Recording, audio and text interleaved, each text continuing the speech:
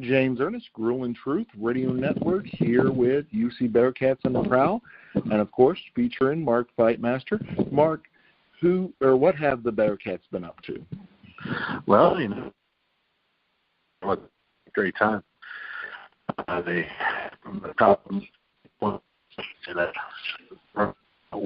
football game.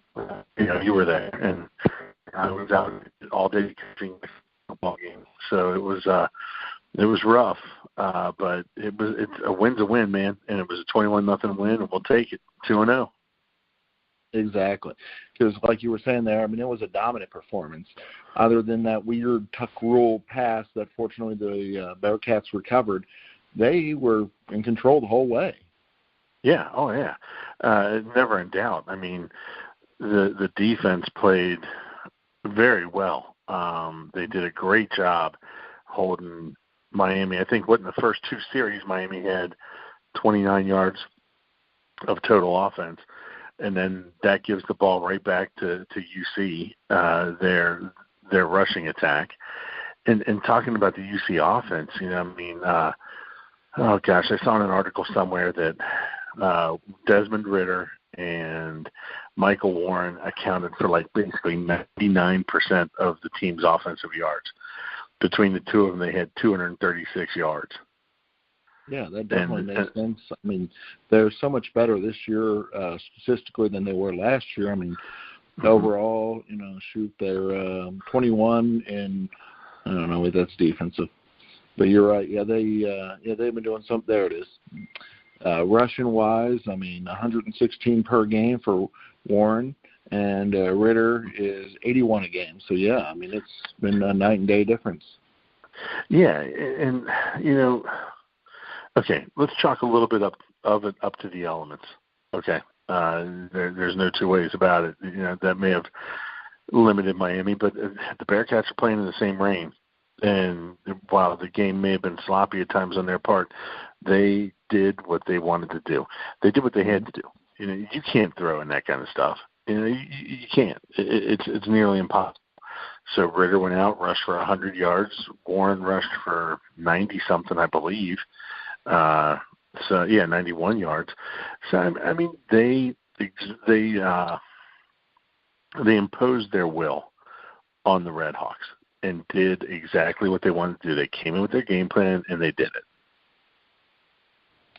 And it was an interesting start to that new it's not a new rivalry, obviously. It's one of the longest in the history of college football, but the new chapter where they're going to be playing down at Paul Brown Stadium. Because I feel that if it wouldn't have been so bad weather-wise, it would have been a lot better attended. Yeah. I had some friends of mine who were going down there who had tickets, and a lot of them just, they got season tickets to UC, and a lot of them just kind of gave them up because of how bad the weather was. A group of 10, instead it was a group of 4, or a group of 5. And it was miserable, man. Like I said, you were out in it. I was out in it for a good portion of the day. It was just nasty. Yeah, it was. It was one of those games, and that's one of the things that I think helped UC was the fact is they have a good running game. They have a good running quarterback, and they're able to do that part of the game where Miami is more of a passing team. Their receiver, James Gardner, who still made some really good catches. I have to give them credit. He made one on the first, I want to say the first drive, because like you said, on the first or second drive, they only had 29 yards. Well, the majority of those yards were Gardner's catch, and he fumbled the ball in the air, but he was able to grab it back and make one heck of a play. It was impressive.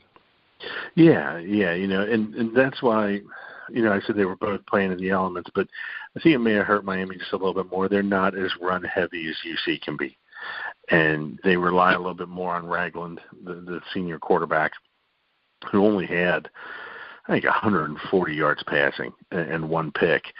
It was close to impossible to throw in that weather.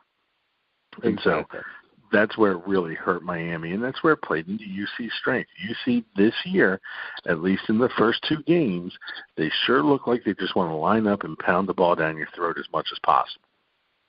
Yeah, because that's what, Fickle was saying is when they saw how the rain was during warm-ups and they saw, during the 7-on-7 drills and all that they realized they were going to have to change their game plan and we're going to have to do something different because they had talked about it earlier in the week, but they just, weren't sure until the day of the game. And then once they saw how things were going, they instantly changed it. Right, and we may see them open up a little bit more this week against Alabama A&M. There's what they're 1-1 coming in, and I just don't know too much about what they run. If they are a good pass defense team or if they're a good run defense team. But, I mean, they've given up 37 and 25 points in their 2 games. So, I don't know how much of 20 points, 37 and 20 points. So I don't know how good a defense they have. So it'll be interesting to see how Fickle's crew they won 37-0. I apologize. So they've given up 25 points in 2 games. But that first game, I don't even know who they played against. It isn't on the website I'm looking at. So, we'll see how they attack them this week and how it goes from there. Exactly. You're right. This is one of those weeks where it's not about your opponent. It's about, focusing on yourself, getting your team better, and not really, scheming as much for them. It's not one of those teams that have that, crazy triple option or something like that where, it's just so out there that you have to focus on it. It's more of what your team can do and line up and actually just doing the right thing. So it's not so much about scheming or planning. It's about execution and doing the game the right way. Because it's been a couple years since they've played. Because last time they played was 2015, and, of course, UC won 52-10. Yeah. So, I don't see him posing too much of a threat. You're right. This is throwing your offense out there, maybe playing around a little bit, see what you got, and maybe because they haven't really thrown the ball a ton, air it out a little bit, see what you got. Your defense, I mean, UC's defense overall in the country ranks 13th right now. Will it be there at the end of the year? I highly doubt it. But right now, lean on your defense a little bit. Go out there and play around with the offense. See what you got. Let your defense carry the game. Exactly. One of those games where you go out, you get up 28, something like that, and then you can let the other quarterbacks in and see what you do have on the bench. Yeah, I know what you mean. To be able to test them and to be able to, if there's those younger players that need to get experience. This is a good game to get experience. Right. And see what you got. Just see what you have. So, looking at UC's schedule, I'm looking more big picture now. Not so much focusing on Alabama A&M or the Miami game, but they've got actually a pretty decent shot at doing definitely getting eligible for a bowl game. As a matter of fact, I saw somebody, I forget who wrote it. Somebody on Twitter was talking about the UC football team and was talking about how it's kind of a down year in the American Athletic Conference, especially their division. They could see them being, 10-0, 9-1 heading into that Central Florida game. Exactly. Yeah, that's one of those ones because of, like you said, with the big changes that have happened in the off season with Central Florida, they could definitely have some good things, and like you said, there's potential for something big to happen to UC this year. And, I mean, well, and they avoid South Florida this year. They don't.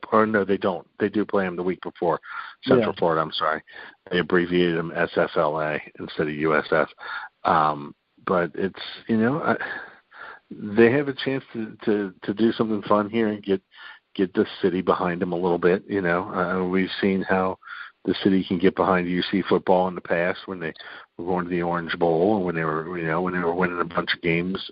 So it could be fun. This has the potential to be a fun season. I do, and I want to caution, just OU scares me a little bit, mainly because of who their coach is. Frank Solich. He game plans very well. Does OU have the athletes UC has? I don't know. But we'll talk about them more next week. Exactly. We got time for that. And then, obviously you were talking about the running game and how strong it's been. Michael Warren, getting the player of the week 1 week. And, he's gotten 5 rushing touchdowns on the season, 3 in the opener and 2 in the last game. It's what you want to see. Like you said, it's, them dominating and moving the ball. Mm-hmm. They are. And you know what? The ability to do that, you open up the passing game with the run, obviously.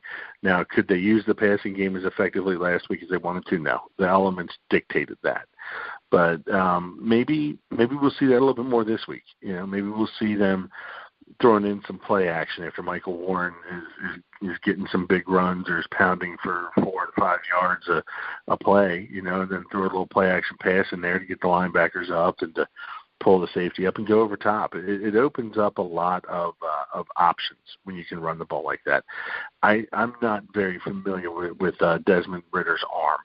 I saw a few of his passes in the UCLA game. Looked like he's a good passer. So we'll see. How he can do. This will be a good week. The game is at 7:00 Saturday night. It's supposed to be a beautiful day. It's supposed to be sunny all day. Be fine. They'll be playing in 75, 80-degree weather. It'll be a nice track for them to play on. So we'll see how it goes. And it'll be nice for the UC fans for them to actually get back to Nippert Stadium. Mm-hmm. Exactly. Yeah. First game at Nippert this year. I think with the students on campus and with some of the buzz that the team's creating, I don't know that it sells out because it's Alabama A&M, but a good crowd and get some excitement going. Exactly. And then, like you were saying about the amount of offense that the two Ritter and Warren have had to do, because between the games, there's only been a couple other players that really have done much. Lewis has got 4 catches, and one of the other receivers is 6. So there really isn't been a lot of diversity in the offense. So this is a week where you can get everybody involved and build confidence. Right. Get some people off the bench, get some of your backup running backs in. We got, if you look at it, Michael Warren and Tavion Thomas are really the only 2 running backs that have touched the ball. Tavion Thomas has 1 carry for 3 yards. Oh, wow. So, Michael Warren is by far the leading rusher with 233 yards in the season at 64 carries. Desmond Ritter's next with 32 carries for 163. And then you got Hayden Moore with his 2 rushes for negative 11 yards. So it'll be good to see if we can get some more running backs in. Receiving, Josiah DeGuara, I'm sorry, I said Josh. He's got the most catches, 6 catches at 44 yards in 6 catches. Their downfield threat is really Ja'Shawn Jackson. So it'll be interesting to see if they can open up a little bit and get the balls out to the wide receivers and just see how they do. Because, like I said, the UCLA game saw some of the passing, saw none of the passing last week. I'd like to see him open up a little bit, put some things on tape for OU to worry about, and just get some reps for these guys. So exactly. And Silverberry's brother has been looking pretty solid out there. Yeah. Yeah. So, yeah. Doing a good job. Yeah, he's doing well. Actually, that's one of the neat things is currently the Bearcats have 9 players that have had family that were a part of the team in the past. Yeah. Either their dad or their brother, that kind of thing. So that's pretty cool. Little legacy things there. Exactly. Yeah, Doug Bates and Mick Oates and Oaks and it's so a nice mixture of having that family ties. Yeah, it is. And that shows what they think about UC. What the families think about UC, that they come there after they've had a loved one there. So it's pretty cool. Exactly. Obviously, we can guess who you're picking, but what's the score? Oh man, you know what? Not knowing much about Alabama A&M, I'm going to go UC 49, A&M 14. Yeah, I know what you mean. It's one of those ones that it should be pretty one-sided. Hopefully, UC, keep scoring pretty high, like you said. I'm saying, in the round 54-3, something like that. Hopefully they can keep the shutout, and like you were, the defense is rated really high now with. And if they can do either a shutout or close to a shutout, that could keep their numbers right up there as one of the elite defenses. And, I mean, that's one of those things that Fickell's going to build his team around, I think. Well, yeah, he's got that defensive background from Ohio State, being the defensive coordinator. He played defense at Ohio State. So he's going to come with a good defense. He just had to get his people there. So it'll be I think it'll be good. I agree. So fans, definitely go down, support the Bearcats at Nippert Stadium. There should be plenty of seats available, and a great time, like you said, with it being a night game. Should be a good chance for people to, have their day on Saturday and then still be able to enjoy the family going to the Bearcats game. A little tailgate and get down there and enjoy the atmosphere. Exactly. Well, we'd like to thank you for joining us on UC Bearcats on the Prowl.